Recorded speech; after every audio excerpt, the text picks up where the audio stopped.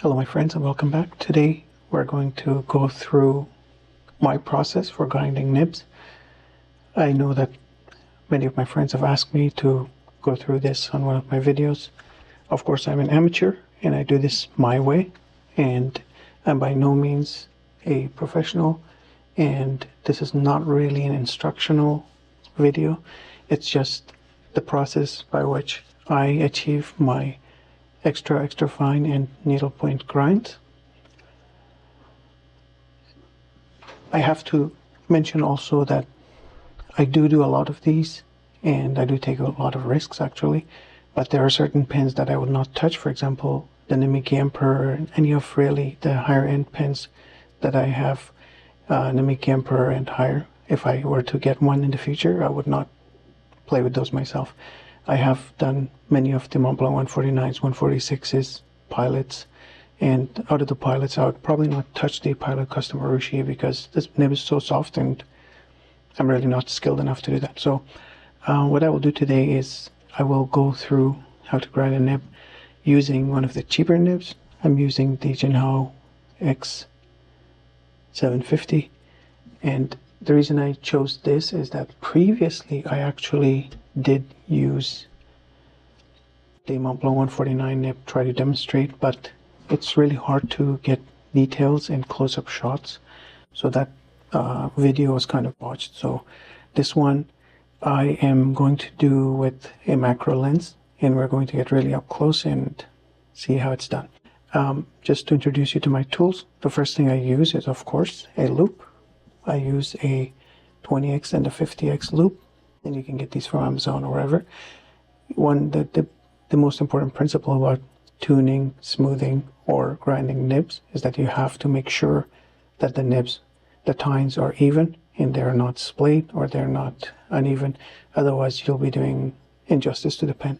So it's very important to take a look with this, and if they need adjusting, the tines need back and forth movement, do make that adjustment. So this is my go-to loop that I use.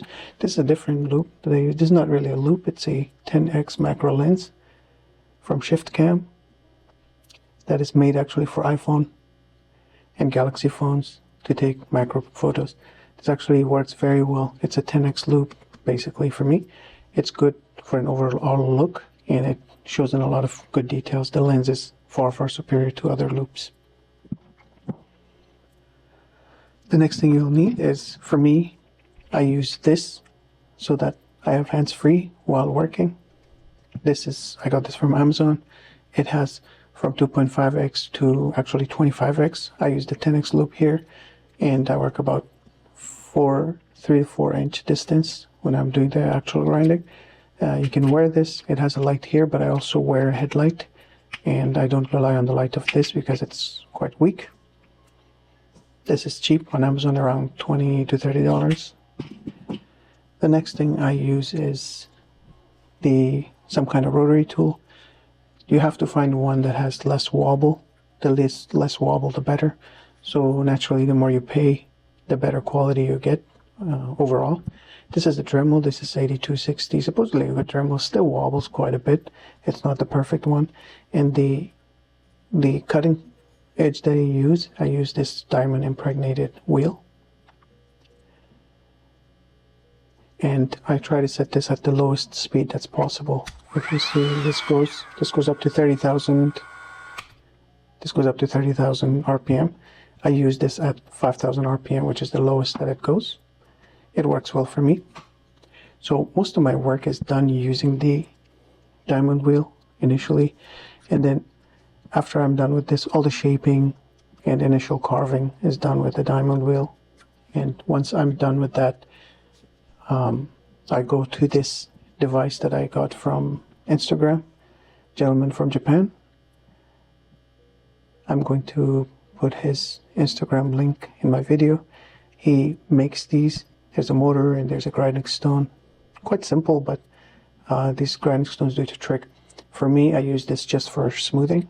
And as you see, I don't really use the cutting part because it doesn't work well for me. Maybe in the future he'll make one with higher speed that would actually do good cutting. This one I just use for smoothing. And between the Dremel and the smoothing of this one, I really don't need to use the scuff pads, and I don't need to use anything else like the nail files or anything else. But you can use the scuff pads that come from Amazon in different grits. The one I use here is a 6,000 grit here. This is, I believe, is 1,000, 2,000, 4,000, 6,000, something like that. The other thing I use is these absorbent chamois cloths, basically. I cut them in. This is for car wash. This is for cleaning your car. This is very, very absorbent, and if you wet this, which I'm going to demonstrate, it becomes floppy, and if you wet this a little bit, it becomes soft, kind of like a sponge almost, and it absorbs a lot of debris and dirt when you do your grinding. So the other thing these are good for is absorbing the ink out of the fountain pen nibs. Sometimes you get these spots that won't go away, or the ink keeps seeping out. You can just use this to swipe, and it cleans pretty good. So that's a little hint, a little tip. That's what it can be used for as well. And you will see this in action when I do the work. The other thing you need that I use is a jig, some kind of jig, to basically hold the nib while I do the work. This I got from Anderson Pens, that is unfortunately closing. So I put this on, and this holds the nib so I can work on. So I don't have to hold the nib. That works out very well for me. And then you need a feeler gauge or something, brass shims. This has different gauges. I use 0.05 millimeter to do the cleaning between the tines. Paper, of course, for testing out. The other thing I use at the end of the grinding, if I put the ink, the nib on the paper and it's a little scratchy, I use these polishing cloths. I don't use scuff pads. They work, but I just don't use them because I don't need them as much. So I use this. It's Zona. It's from Amazon. And you can get these in packs of different grit sizes, and you can get them on all these other grits. I like this one. That is 3 micron. And this one, that's a 2 micron. So the two colors, 2 micron and 3 micron, that 2 micron will make it, the nib, much smoother. These are like paper.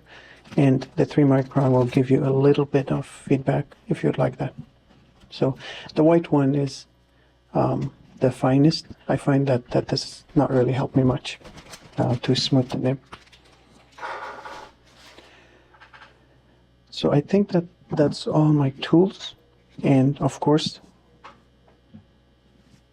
the most important one of these is goggles. That I actually wear these, the loops, instead of goggles, and then the N95 mask. Many of these grinding wheels, they contain silica, and silica, over time, exposure to silica can cause significant lung damage. And I can tell you that because I am actually, outside of this hobby, a lung doctor, and silica related lung disease is called silicosis, and it can be quite deadly. And also the diamond wheel actually aerosolizes quite a bit as well, and in general it's a good idea to wear respiratory protection when doing this kind of work, or any kind of work that generates aerosols. So that's what we're going to use. We're going to now get to work, and I'll show you how I do my nib grinds.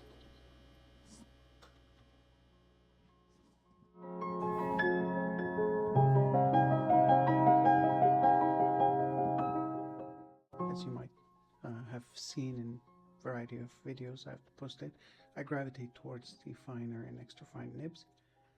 Generally, extra fine nibs that I get through, especially the German and European brands, are not fine enough for my liking, so I proceed to modify those nibs to my liking. So the tools that I showed you in the initial picture, I will go through those, and then I go through the process by which I do my nib grinds.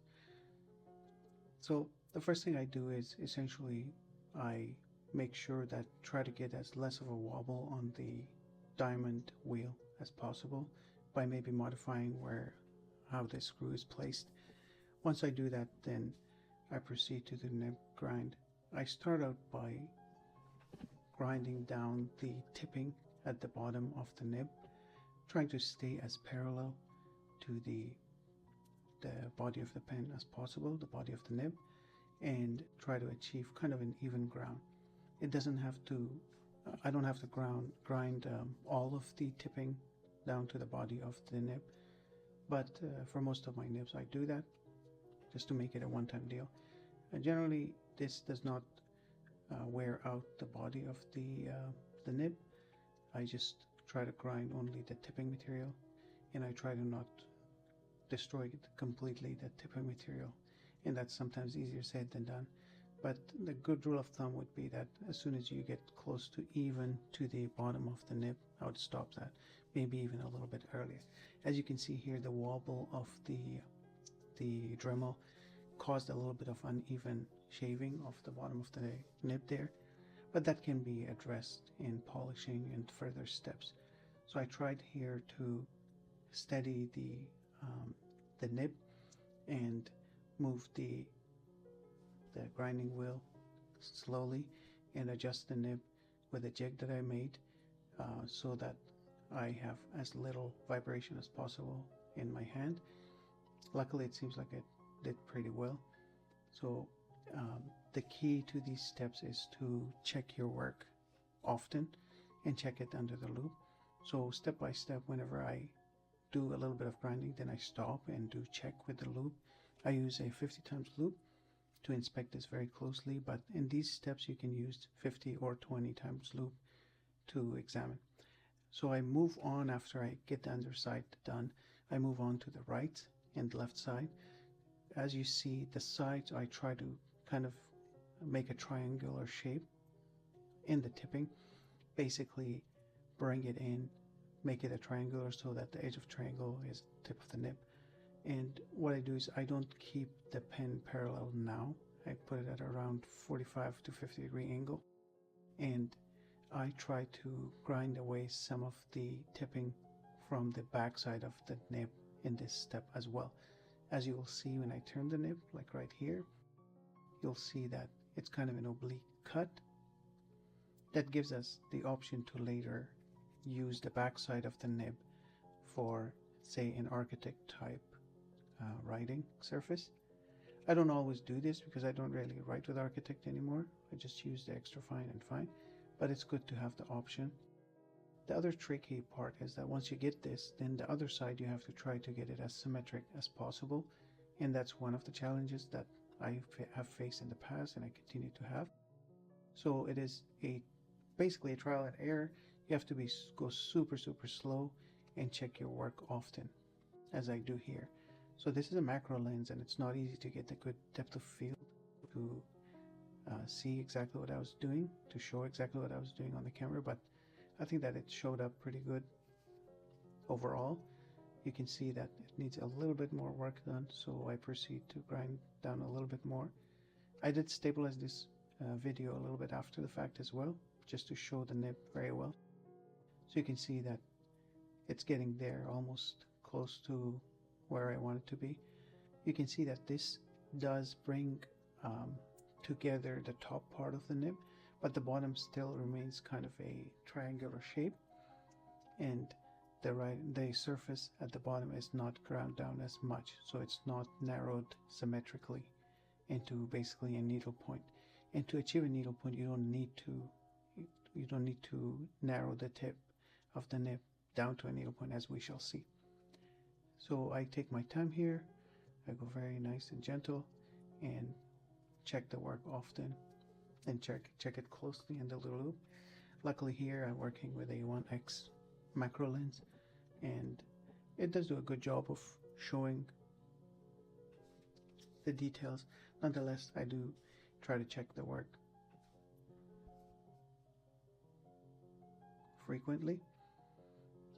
As you can see, this is quite a tedious process, and especially if this was a nib that was a more expensive nib, like the Mont Blanc nibs or the Pelican nibs or some of the other gold nibs that are really hard to find, then the stress level will be a lot more.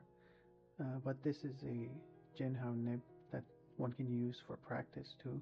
Nonetheless, I'm trying to do my best work here and check it frequently, and keeping in mind the limitations of using a camera as opposed to focusing completely on the grind. It's turning out pretty good actually, now that I'm looking at it after the fact. I turn the nib to take a look at from each angle to make sure that it's to our satisfaction. You see that the left side of us, that bottom side of the nib that you see right now, needs a little bit more grinding. So I'm going to proceed to do that. I was just trying to get the depth of field and the focus of the camera to be exactly where I want the grind to go, so that we can see.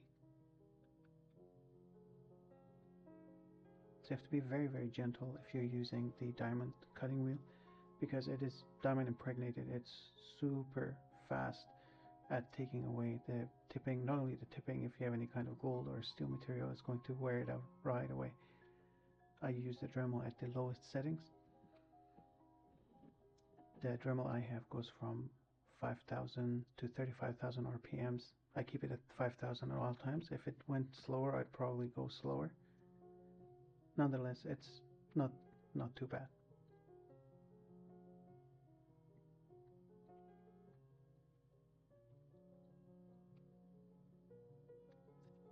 Now doing just a little bit of extra tweaking to make sure it at least appears as symmetric as possible.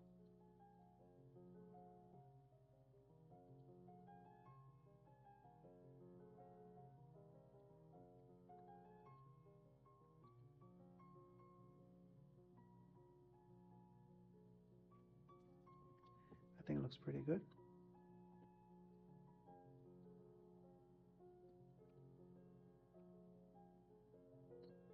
What do you think?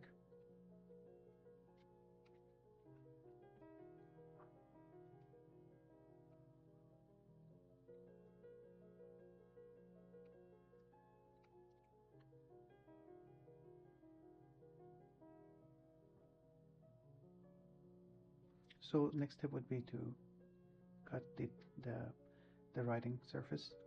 Basically, now we have to make a little oblique cut from the top to the tip of the nib. This kind of makes it like a reverse architect, and you can see that now we're basically bringing in the top and the bottom together, and that narrows the writing surface and makes it look more presentable as well. This also creates a sharp writing tip and makes the writing surface quite narrow, and that's how you achieve the thinnest lines in my experience. And as you can see, it seems like it worked pretty good. This is a little bit more shallow than the angle at which I would write if I were to do this as an oblique, as an architect, but I wanted to look presentable, so I opted to this angle. Now, just in case I want a brush kind of writing in the back of this nib, I will, like I point there with a pointer, I will shave this down a little bit to make it narrower so that it can write on its back. And it is basically just a tedious, laborious job, and again, going very, very slow and taking your time, going at slowest speed as possible, and trying to make both sides even.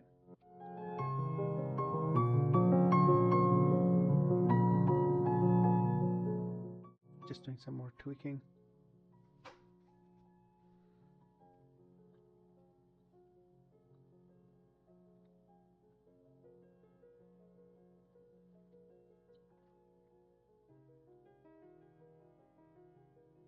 Looks a little bit better now. You can see that the grinded surface looks pretty rough, so So this is of course a rough cut, and then the next steps would be to proceed with trying to smooth this and trying to get rid of the rough edges. So this is the Pythagoras device that I got from Instagram from a Japanese friend of mine. He unfortunately has stopped selling these right now, but he told me that he's working on an improved version with maybe a stronger motor, variable speed, and possibly better grindstones. I cannot wait to try his newer grindstones. I'm actually more interested in the higher grit polishing surfaces. Using this device right now, I only use it to smooth the nibs that I've already did the grinding with the diamond cutting wheel, because this device is not really good at cutting, and I have had a hard time trimming away any kind of tipping material with even the rough 2000 grit that it has. It does very good at smoothing the surfaces, and especially the writing surface. I've realized that when I use this device wheel to smooth the writing surface, I have to do very little working with the scuff pad and the polishing cloths and so forth in order to make the writing smooth. So here I'm using, I believe that is the 5000 grit or the 4000 grit surface, and if you see the blue part on the lower part of the screen, that is a 6000 grit surface. So I start over there because it's a little more rough. It'll even out the edges a little bit more, get rid of some more of the jaggedness. You can see that there's debris collecting. That's a combination of the metal from the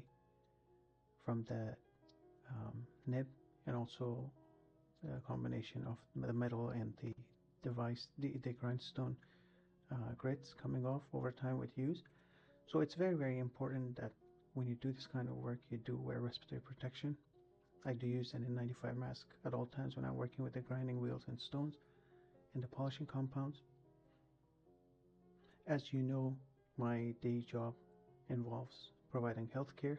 I am a pulmonologist by training and critical care doctor, and I can tell you that many of these grinding stones, that especially the ones that have silica in them, they can cause some serious lung problems over the long-term use. So I would definitely advise that if you use the silicone containing stones in anything really that creates aerosol, make sure that you take maximum precautions. Ideally, you should at least wear a mask. Ideally, you should be wearing an N95 mask and working in a place with some kind of ventilation. I work in a basement, and the basement does have ventilation, but it's really not enough for me to not wear any full precautions. The best place to do this kind of work would be near a vacuum or near a device that sucks all the aerosols out. And in those cases, also kind of like in the higher level microbiology labs, you would still have to wear respiratory precautions just to be sure. As you see here, I'm just trying to even out the edges.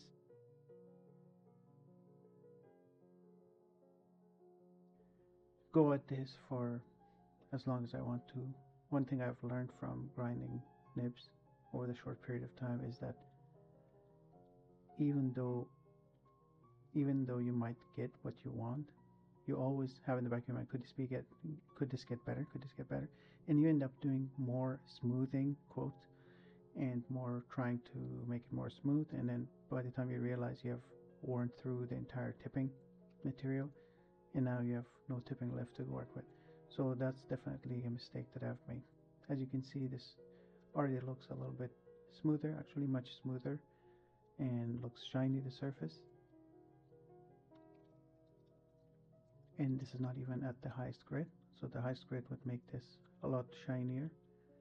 And at this point, the writing surface is still not really usable. And if you see throughout the grind until now, I've really not put the nib on the paper. That's my practice. And if you see people that know exactly what they're doing, the nibmeisters, they will do more frequent checks. I don't, because I've made this my practice. I just go through these steps, and then my last step is to put it on the paper.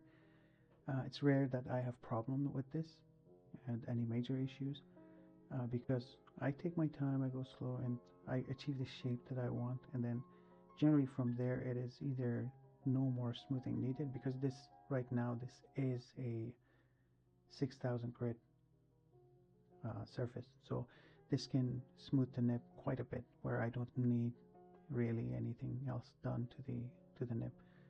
Right now you can see that I kind of press it on the grindstone to try to get both sides of the tines engaged, and to slow it down a little bit so that I can control a little bit more. This device does not really have variable speed, so I control it by pressing on it a little bit more. It does not grind away the tipping as much as I would be worried in the beginning. It just does a better job at smoothing it. So once I do this step and complete it, generally the pen writes to a large degree very smooth. But after this step, many times I will still need to do a little bit more of tweaking and smoothing on the 2-micron paper, the polishing paper. But I still do my best here to try to minimize the work that I have to do after, because after this step, then what I do is I load the nib on a pen, and any further steps will be done while the nib is sitting on the feed and getting ink. So as you see, until now I've really not tested this nib out. This could also be a tedious process. I'm going slow here, slower than I would go usually. A nib grinding does not usually last me an hour, as this video would indicate. I just tried really hard to get the nib in focus and to show exactly the motions that I go through, and to make sure that I document it nicely, because I've looked at online resources, look at some other videos, and while there's many videos about grinding nibs and so forth, many of them do show lots of mylar paper and those grinding stones, manual grinding stones, and none of them really show real close-up of the nib being ground in real time. So I thought I'd do this. And if you see earlier, what I had was basically a chamois paper, the ones that you use to dry the car. I see that actually is the best thing at cleaning the nibs and clean the ink and the dirt off. The key would be to not reuse those on a different nib. I cut them in little square pieces, and for each nib grind use one of those. I also used the square pieces for just general nib care as well. They're really good at cleaning the ink off out of the nib. As you know, sometimes from the breathing hole the nib seeps out a little bit, and it's really hard to clean. That chamois paper, if you wet it just a little bit and wipe the nib, that's the only way to clean those nibs completely.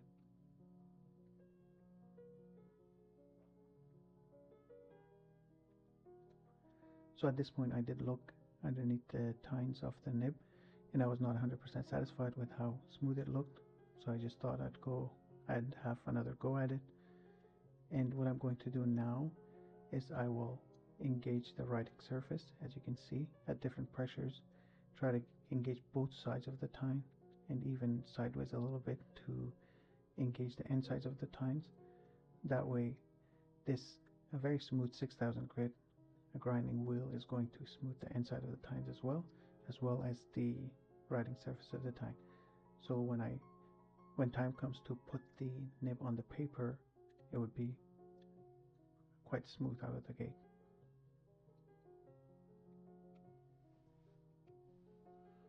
As you can see, I'm having a writing motion there. I don't know if it helps or not, but I just do this and I feel like it does achieve some degree of smoothness.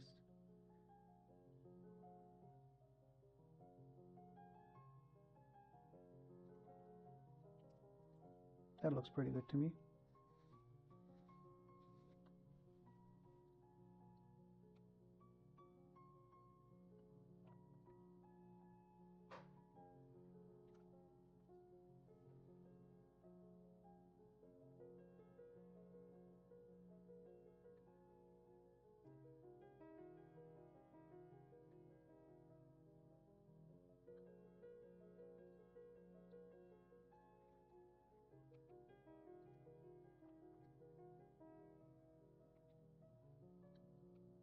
As you can see, it looks shiny, a little bit beveled on the sides. I'll try to smooth that as well, the body of the nib. I generally try to avoid contacting the body of the nib outside of the tipping with the grinding wheel, with the diamond grinding wheel, but it seems like I did have a little bit of contact there, so there's a little bit of grinding away of the material. So I'll try to make it smooth.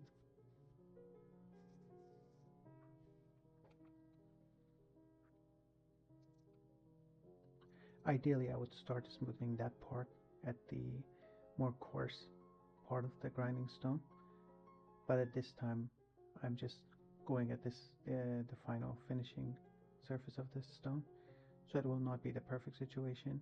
It's just a demonstration that at the end you can smooth this basically like this.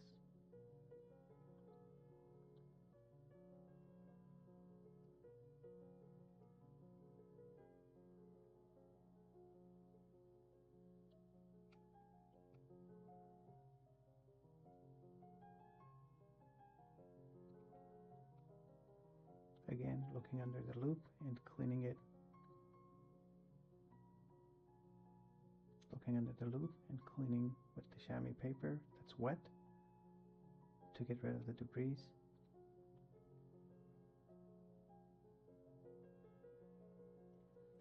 So that was it, and now we move on to the part where the nib goes on the pen.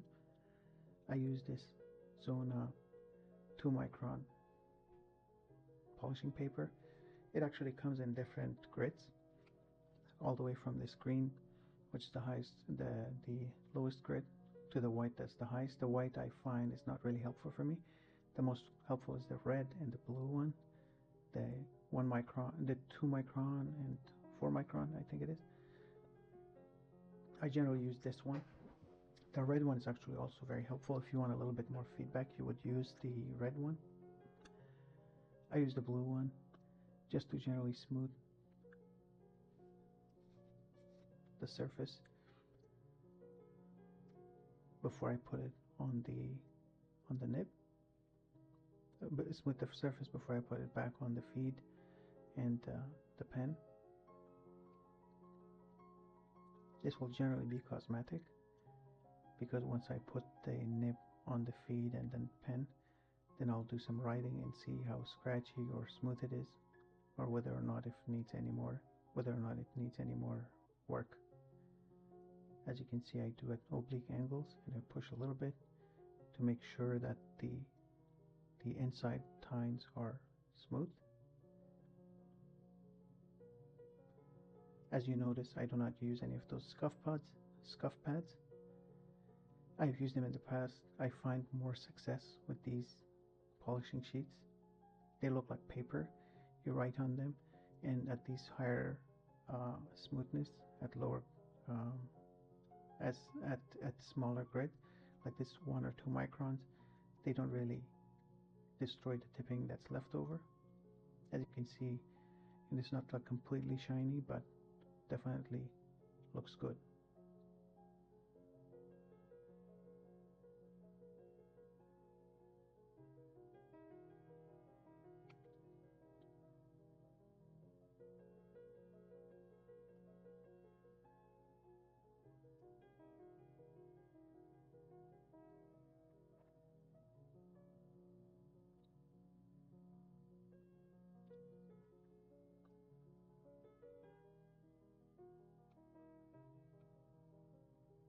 If you see from certain angle, it looks like it's uneven, but from this angle especially, you can see that it seems like it's perfectly symmetric.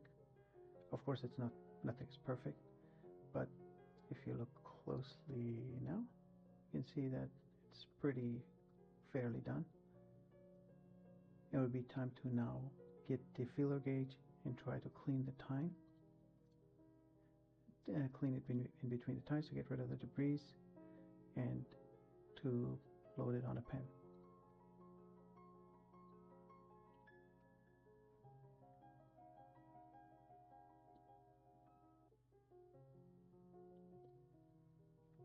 So before I did that, I decided that maybe some more smoothing of the the ground surface is warranted. So I took the polishing paper to the underneath and cleaned up a little bit more. The next thing would be, as we discussed, to get the feeler gauge and try to clean in between the tines. I'm not going to increase the channel width right now. I'm using 0.002 millimeter, sorry, 0.05 millimeter sheet, and I find that that does a very good job of cleaning and also making sure that the ink flow is pretty good. This step, of course, can be repeated after the pen is on the nib is on the pen, and you can always repeat this with a thicker sheet if you want the nib to write a little bit juicier.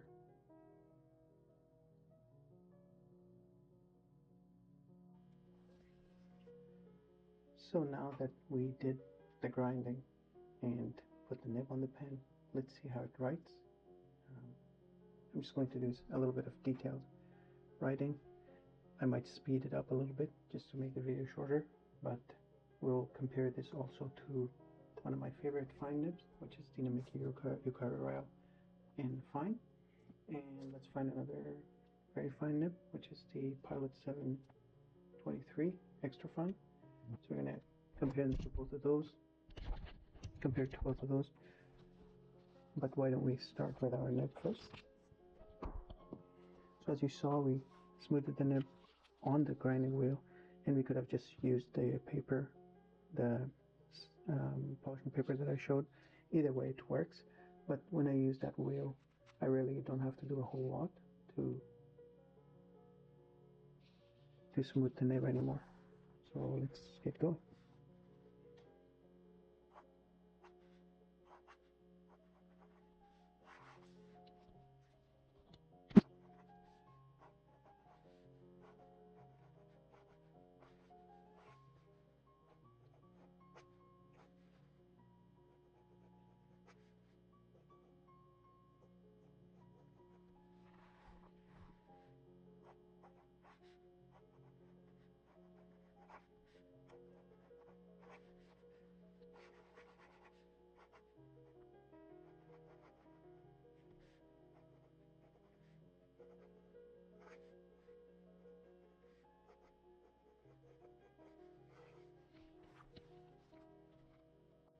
It's very fine and it's kind of sharp, but in the meantime very smooth. And as you can hear a little bit of the tip, but it does not feel scratchy at all. It feels pretty good on the page. And if I were to make push pulls,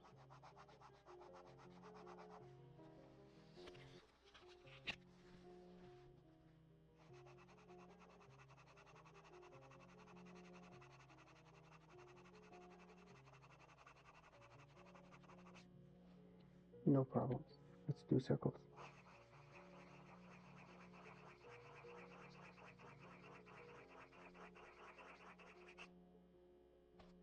No problems. Do straight lines.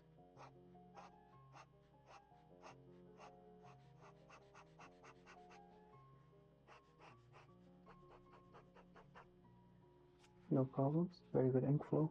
Again, that was 0.05 micron. The brass shim that we use with the feeler gauge. It's working pretty good, and I have no complaints. Let's compare that to the Namiki Yukari Royale. The fine nib size.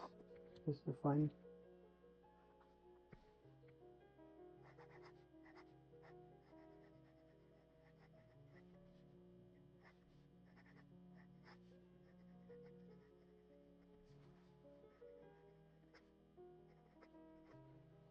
You can see right off the bat how much thicker than the Namiki fine is. So it's not really a fair comparison. Namiki's stock fine, which is quite fine. Many people find it that scratchy. So if you find that one scratchy, the grind I just did is not for you, obviously. How about the Pilot 723? This is also 823, 743 and 823 nib, same number 15. We'll do some more writing.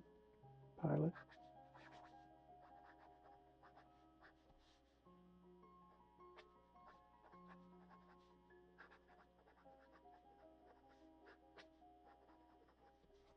Extra fine. It's also very fine. And if you do compare them side by side, they're close.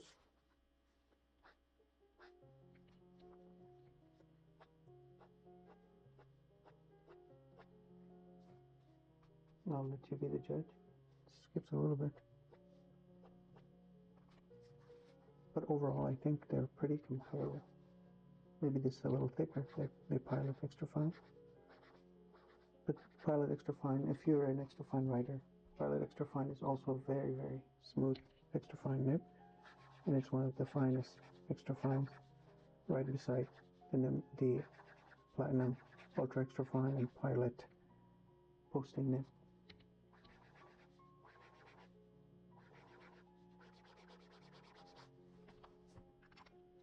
So apparently the pilot extra fine gets around 0.2 to 0.25. This is the Pelican in 1000 extra fine that supposedly gets 0.3 millimeter line width, and that is never true.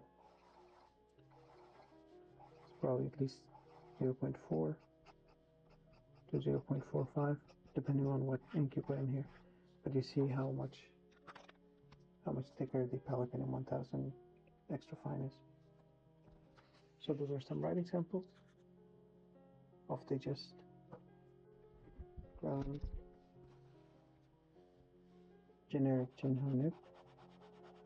It's quite fine if you're into writing the Spenceri alphabet.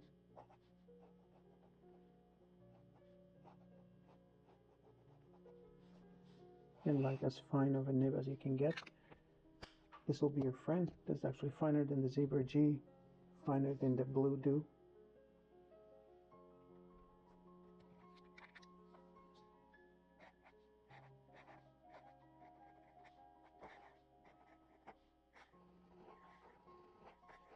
But can't do that, of course. That's finer than the Blue Do and finer than most of those. So that's how I do my nib grinds. And I hope that you found this interesting and maybe a little bit entertaining. If you have any other questions, please do let me know. I will see you in the next video. Goodbye.